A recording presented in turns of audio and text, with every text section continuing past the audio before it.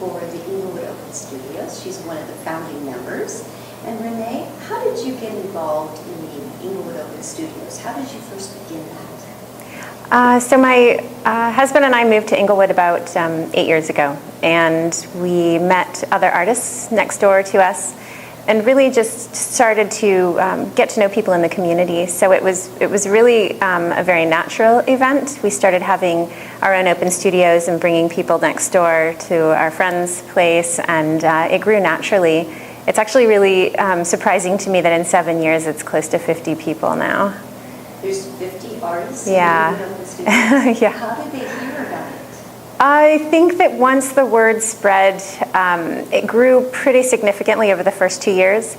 The second year there were 2 LA Times articles, so that really got the attention even of some local property owners who started some artist communities here, and of artists outside the city who were looking for a good place to rent a studio. Now when you talk about an artist, what kind of artwork are we promoting in the Inglewood Open Studios? Is it paintings? Is it sculpture? What kind of artistic talents? It's all kinds. There are artists who work in all types of genres. We have sculpture, painting, drawing, performance art, installation. It's really, and artists from all different backgrounds, like instructors, students, professionals who are very well established, and emerging artists. So it's across the board. Are there schools that are local to your area that also participate? The Otis College of Art and Design is my alma mater. They're local. A lot of the local artists are either instructors or students there, or used to be students there. They have sponsored in the past, so yeah, that would be the one. That's very exciting. And what do you specialize in your artwork? Painting, but mostly drawing. Have you done some wonderful murals lately? Yeah. You have a big reputation for those. Yes, I finished my 3rd mural this year. It was commissioned by the Lancaster Museum of Art and History.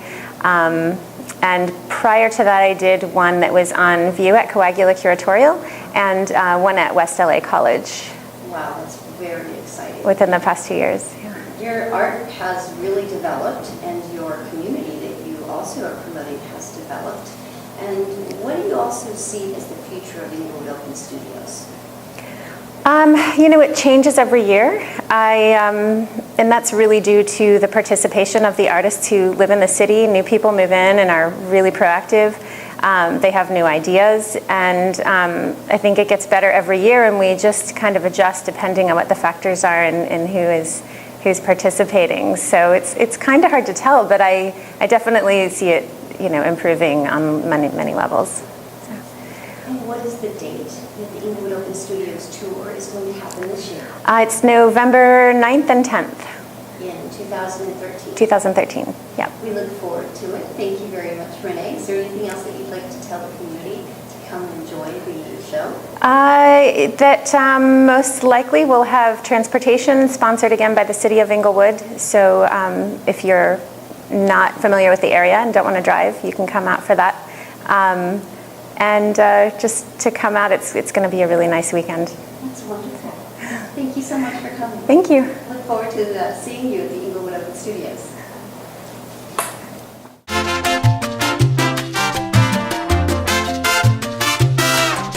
Hello. Hi, And what's your name? Melanie Newcomb. Melanie, what do you do in the art world? I'm a sculptor. What do you sculpt? I sculpt mixed media. I sculpt nude women, life size, and portraits, and kind of pop art style, different sizes. Mm-hmm. And how did you wind up in Inglewood? I moved here around June 1st from Ventura, and I wanted to move to Los Angeles. And my husband and I looked at many studios in the LA area, and we just really loved the feel of 1019 West and just the industrial feel of it, and the fact that we could see the airplanes landing was very intriguing, because I'd been doing paper airplane artwork for many years before that, and so it seemed like it fit even our genre, or my genre of art. That's exciting. Yeah. You're doing paper airplanes, and then you found a perfect location in which to observe them. Yeah, it was pretty ironic, I think, because it wasn't something I was looking for. It just happened. And how did you become involved with Inglewood Open Studios? I became involved partly because of being in 1019 West, and the other artists in the studio talk about it and share ideas, and it's very communal. And meeting Kenneth and Renee Fox and Kenneth Ober have been wonderfully welcoming and explaining how it works. And so I definitely wanted to join the Inglewood Open Studios. Well, thank you very much. I look forward to seeing your artwork and your paper airplanes. Thank you. And your sculpture, too. Yes, thank you. Thank you.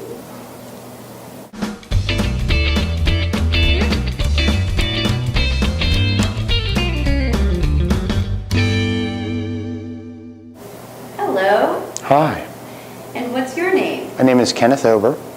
And how are you involved with the Inglewood Open Studios? I'm one of the participating artists and have been participating since the beginning. My wife and I were the original founders of the Inglewood Open Studios. And how do you like the Inglewood Open Studios tour? Have you been able to go and watch all the different artworks at one time? Never. I'm always in my own studio. I don't have the opportunity to do the tour.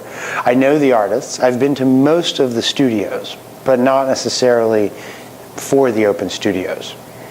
And what is your medium?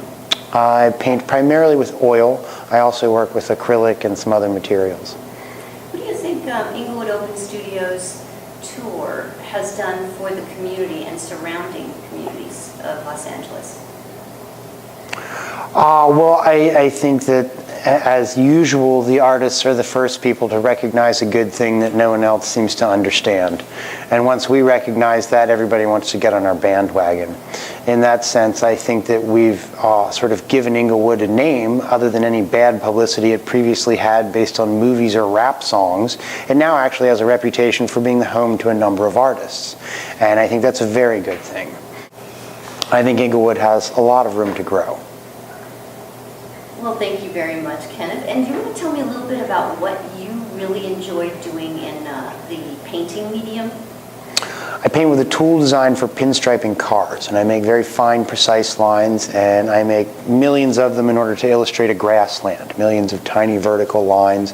I make tiny horizontal lines to sort of indicative of a seascape, and I also make little stars with this same tool and layer them up till there's millions of them to make galactic nebulas and star formation.